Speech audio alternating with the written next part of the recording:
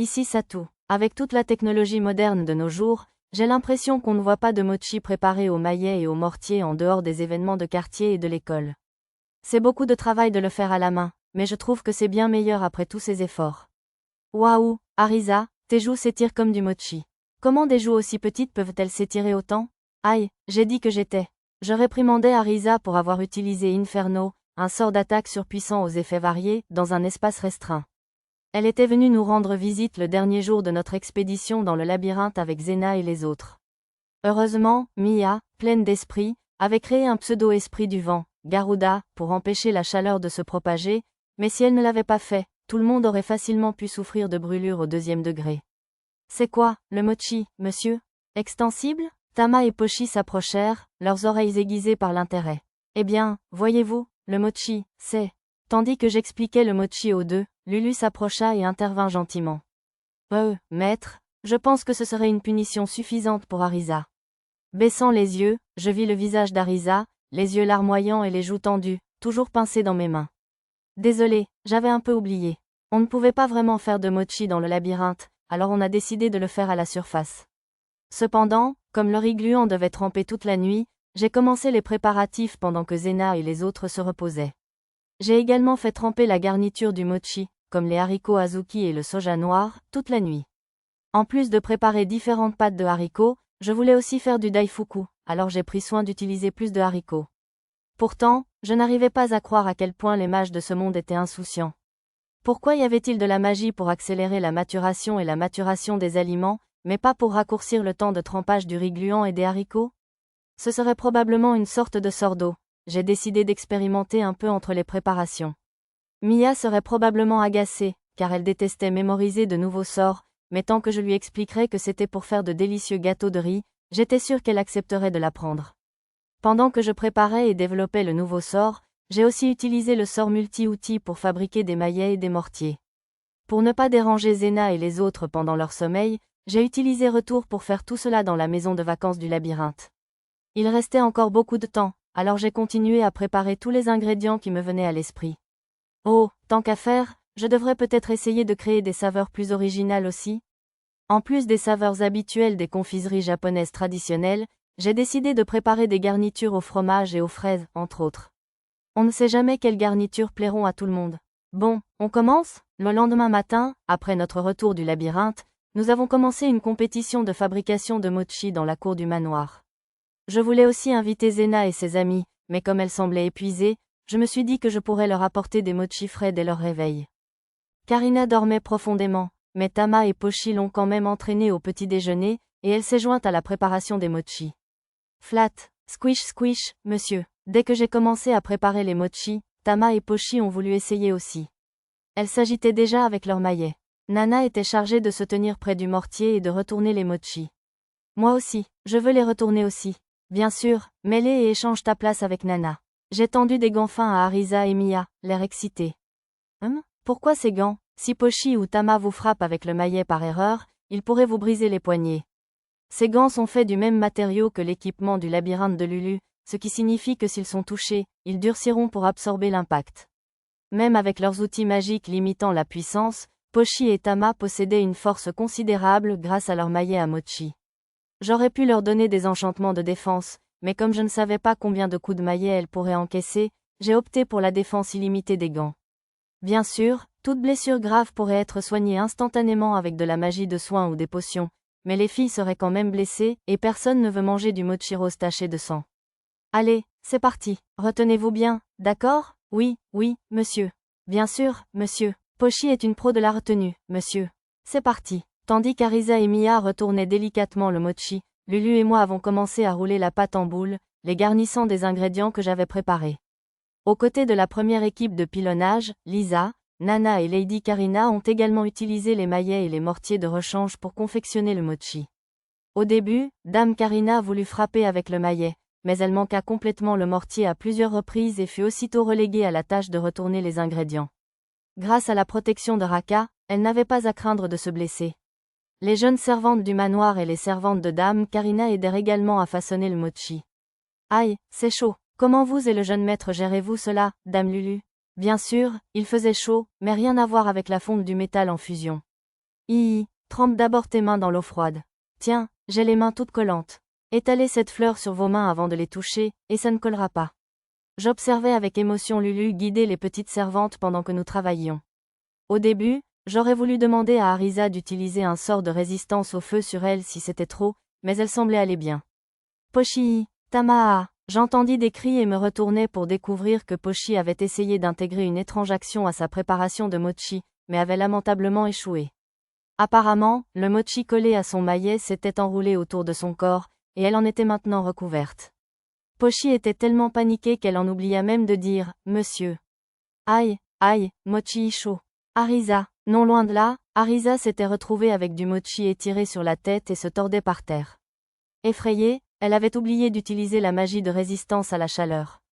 Avant que je puisse faire quoi que ce soit, Lulu s'est approchée pour s'en occuper, murmurant « Allons, allons ». Là, comme une ménagère assiégée. Une potion a guéri les légères brûlures, et la magie quotidienne de Lulu a nettoyé le désordre, mais Pochi et Arisa ont été sévèrement réprimandés par Lisa. Pochi pour avoir manipulé de la nourriture avec désinvolture, et Arisa pour l'avoir encouragée. Ouf, c'était dur. Je suis désolée, monsieur. Ne vous inquiétez pas, Pochi, c'était aussi ma faute. Allez, remontez le moral qu'on puisse déguster du mochi. Pochi semblait démoralisé par son erreur, mais Arisa l'a réconforté. Pendant ce temps, je séparais l'énorme quantité de mochi que nous avions préparé en variété nature, sucrée, salée et colorée. On en a fait un peu trop? C'est pas vrai, on peut toujours le partager avec les enfants de l'orphelinat et de l'école des explorateurs. Oh, et ces gens de la clandestinité, en guise de remerciement pour la broche. Bonne idée. Arisa désigna la guirlande de coquillages d'âme sur sa poitrine. Offert par le seigneur des eaux, Mukuro, qui vivait dans la couche inférieure du labyrinthe, cet artefact était destiné à préserver le réceptacle d'âme d'une réincarnation pour l'empêcher de se transformer en seigneur démon en utilisant trop ses compétences uniques. Lui et mes autres nouveaux amis de la couche inférieure étaient des réincarnations japonaises, alors ils seraient sans doute ravis de manger à nouveau du mochi. Bref, mangeons avant qu'il ne refroidisse. C'est rare qu'on ait l'occasion de manger du mochi frais. Sur cette déclaration d'Arisa, la fête du mochi commença. Le mochi frais, c'est vraiment le meilleur. Extensible? Mochi est tellement fort, monsieur. Il est collé à mon mouf, monsieur. Tama étira son mochi de toutes ses forces, tandis que Pochi peinait à le décoller de son palais. C'est un peu difficile à manger, mais c'est absolument délicieux. Miam, Karina et quelques plus jeunes savouraient le mochi nature frais. Oh oui, on devrait griller un peu de ce mochi. Arisa agita son mochi de manière théâtrale. Lisa va chercher les ustensiles, lui assurai-je. Maître, il n'y a pas de mochi en forme de poussin, je vous assure. Peut-être pas, mais ce mochi-là a une jolie garniture. Lulu tendit à Nana un des mochis fourrés qu'elle venait de terminer. Nana le contempla un instant, puis en prit une grosse bouchée. Les étoiles jaunes à l'intérieur sont mignonnes et délicieuses, je vous assure. Visiblement ravie, elle commença à les enfourner les unes après les autres. Remarquant cela, les plus jeunes se mirent à attraper les mochis fourrés eux aussi. Celui-ci a de la pâte de haricots sucrés, monsieur. Le mochi en poudre est délicieux aussi? Du mochi au miel. Miam. Ah, on ne peut pas trop se gaver avant le mochi grillé. Attends, ma puce? Arisa prit une grosse bouchée de mochi, les yeux écarquillés. Du miel coulait du mochi dès la première bouchée. Quand on les mangeait ensemble, le mélange était étonnamment réussi, me dis-je. C'était un peu trop sucré, alors un seul me suffisait amplement. Celui-ci est à la poitrine de porc, monsieur. Poulet teriyaki? Crème anglaise. Le goût fromage est délicieux aussi. Dans l'ensemble, tout le monde semblait apprécier le mochi. Arisa était affalée par terre, comme un orze. Qu'est-ce qui ne va pas? Tu as des brûlures d'estomac ou quoi? Tu altères la culture japonaise traditionnelle. Oh, ne dis pas n'importe quoi. La cuisine est censée évoluer avec le temps, tu sais. Eh bien, puisque tu tiens tant à préserver les traditions, tu vas aimer ça. J'ai pointé du doigt l'outil magique en forme de grille et le grillage que Lisa avait apporté.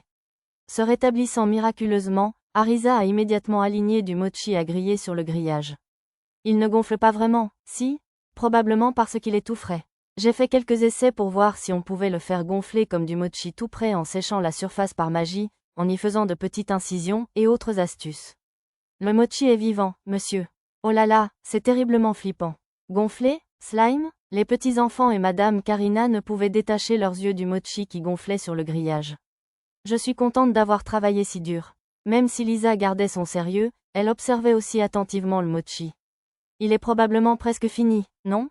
J'ai tendu à Arisa un plat avec de la sauce soja sucrée. MMMPH. C'est vraiment la meilleure façon de manger du mochi. Mais Arisa et moi semblions être les seuls à apprécier le mochi traditionnel grillé à la sauce soja sucrée ou enrobé d'algues. Tous les autres semblaient plus intéressés par les nouvelles saveurs étranges que j'avais préparées, surtout pour plaisanter. Un topping au fromage fourré à la sauce à la viande? Le professeur Hamburg se cachait dans ce mochi, monsieur. Caramel. J'ai dégusté un kinako mochi enrobé de farine de soja sucrée en regardant tout le monde s'amuser. Cette saveur de mayonnaise teriyaki est spectaculaire. Quand on la mâche, la saveur du teriyaki se transfère au mochi, comme si on mangeait une viande inhabituelle. C'était particulièrement amusant d'observer Lisa faire un long compte-rendu culinaire, tandis que Pochi et Tama acquiesçaient sagement. Oh, je sais, puisque Nana voulait que je fasse des mochis jaunes en forme de poussin la prochaine fois, j'ai décidé d'essayer aussi des mochi kusa et des mochi sunda, avec des feuilles d'armoise et du soja vert. Des mochi sakura et des mochi kashiwa enveloppés de feuilles seraient aussi délicieux pour le printemps. J'ai fini la soupe aux haricots rouges.